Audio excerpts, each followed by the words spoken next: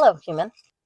Welcome to I Didn't Sign Up for This, a space where teachers and staff finally get to tell their truth, where we speak the quiet parts out loud, where we share the stories that people don't see behind the classroom door or behind the smile we're forced to put on at 7:30 in the morning.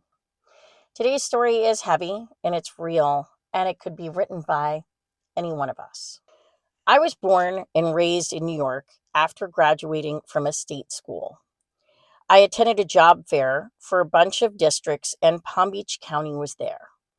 I sat down for an interview and I was asked if I could relocate. So she said yes. So imagine that moment as a young adult full of hope in your hearing. We'll find you a job, we'll take care of you, going to a new, exciting place.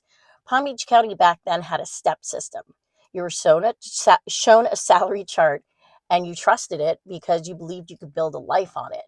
People moved from across the country for it, and it's a promise that mattered.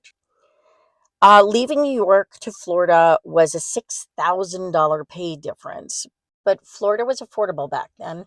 $32,000 was still low, but it's not impossible. You could rent a place, you could buy groceries, you could breathe. I could afford to live alone. That's not something you hear anymore. My boyfriend moved down and we took on more bills. Got $20,000 of credit card debt. I got a loan, but I was using it to pay for moving expenses. Starting to build a life. Boyfriend moves down, $20,000 of credit card debt. It's not irresponsible. That's survival. Two people trying to build a life together on salaries that should have stretched. But as you're going to find out in a moment, it didn't. In 2011, the automatic step increases in Florida ceased to exist due to Senate Bill 736. The traditional salary that we were guaranteed for years of service with their degrees, they were gone.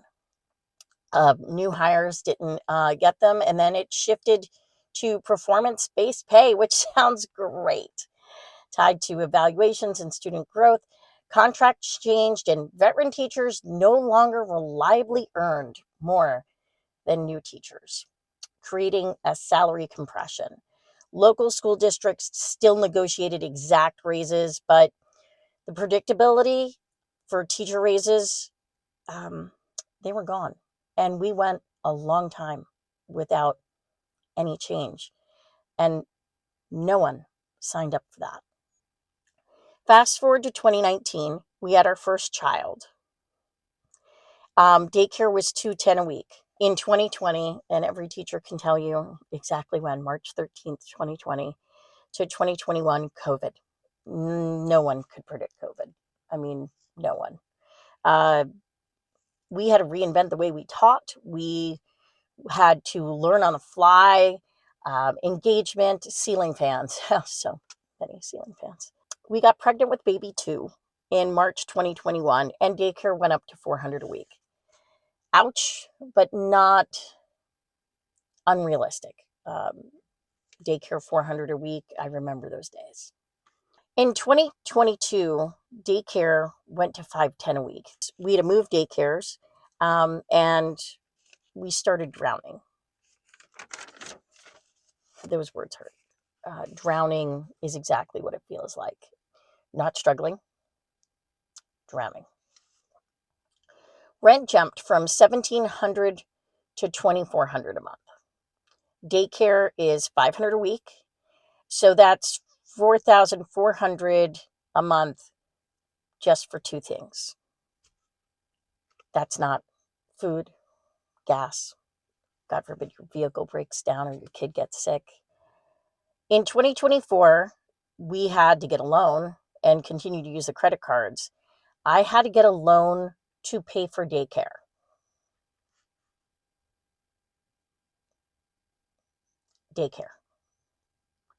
So this person had to take a loan to pay for the care of her children, while she was taking care of your kids in school.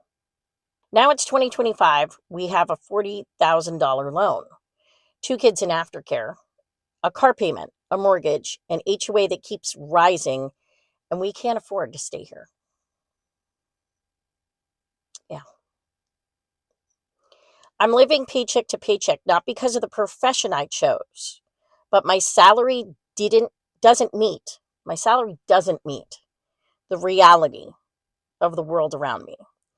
I went to teaching for the kids, but I also need to be able to take care of my own. That right there breaks my heart every time because teachers don't want fancy. We don't want glory. We don't want extravagance.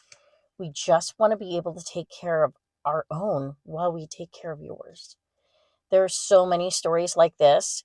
People who pour their evenings and their weekends and their own hard earned money into their work, only to find themselves barely being able to keep up with the very community they serve.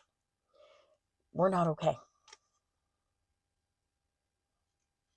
And we're losing deeply dedicated, loving, and kind educators. Not because they stopped caring about kids, not because this is what they signed up for, but because too often they're asked to choose between their job and their family. We want to continue to be there for others. We did sign up for a caring and compassionate profession. And the other thing I hear is, well, I don't have kids. Well, even if you don't have kids in school, education touches all of us.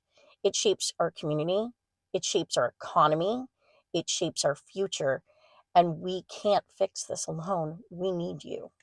We need the public. So, what can I do? What can any of us do? You can make your voices heard. If you don't know your school board member in our county, email the board office at boardoffice@palmbeachschools.org or look up your specific school board member. It takes a village to make change. And if you've made it this far, thank you. From the bottom of my heart, you're a part of our village.